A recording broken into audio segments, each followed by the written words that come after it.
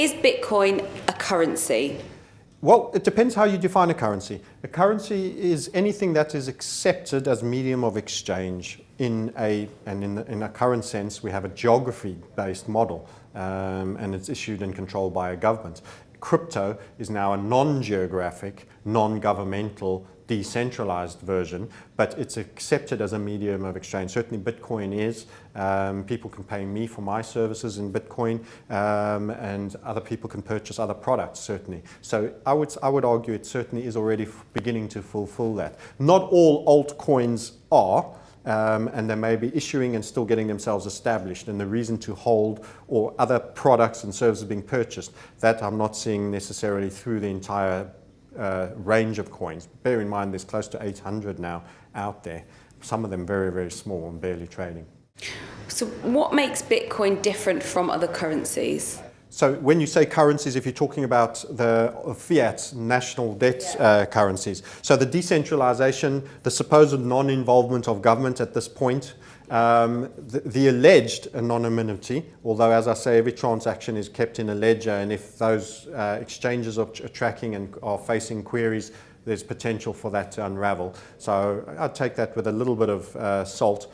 Also, the fact that it's non-geographic, in other words, an American can be as happy to receive it as a Brit, as a South African, as an Australian. In other words, all will take it. They don't need Aussie just because they've got to buy and pay their rent in Australian dollars. So it's global. It has that sort of world-like, all around the world usability. And also transferring it around is quicker and easier. So let's talk now about Bitcoin. In your view, what groups of people are interested in Bitcoin?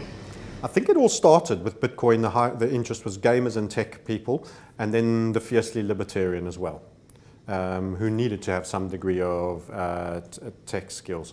This is certainly what we're being led to believe. Apparently Satoshi was morally indignant about the 2008-2009 crash and was trying to create this, this money system that didn't involve governments, and the whole crash of 2008-2009, and a lot of people looked at government, central banks and their role within that. The whole sector was bailed out at the expense of the rest of society.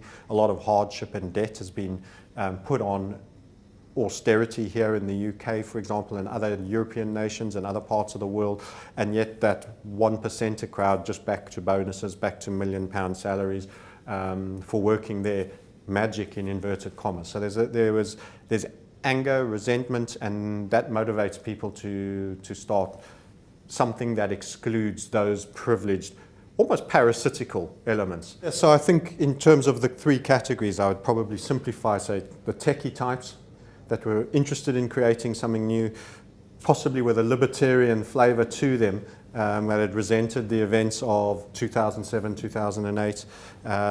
So you've got the libertarian, the techies, and you've got your gaming community as well, that have a lively community and want hacks and skill sets and toys, and people were designing, a new gun for covering a stage or XYZ. So they needed a currency in sense. So those were the forerunners. Is Bitcoin really used by people, and do you think it will become mainstream? Yes, I think it will. On your point, there is already a number of card issuers that you can hold Bitcoin on a card. So for example, you tap your card to pay on your tube, and any purchases below £30 for most things you can tap. You can just tap. You can actually have a stored Bitcoin, and then when you tap, the pound equivalent at that rate is then taken off your Bitcoin holdings. So you can actually have a base currency Bitcoin card. So we're already seeing these small innovations, and it's cool. You're like the guy who gets the new thing. So the young, bright young things are all going to be wanting to have a card. Wirex does one, and there's others that are doing more elements that can have different versions of it.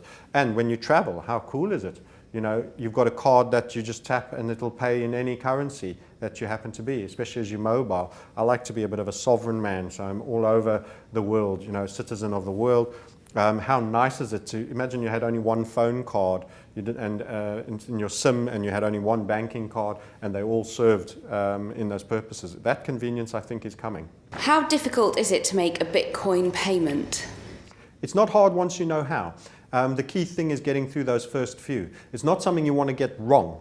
For example, if you have to go to a Bitcoin wallet, you have all these potential cryptos, and you might have a deposit and a withdrawal function, and you take a public key, and you then got to say this is the receiving key, and then you say how much you're sending from the sending key. If you choose the one below and you try to send a Bitcoin payment to a different crypto coins receiving, that's when things start to go wrong, and then you end up with a little bit of a situation. So you've got to make sure you're not cross-eyed when you do that, but actually it's pretty easy to do.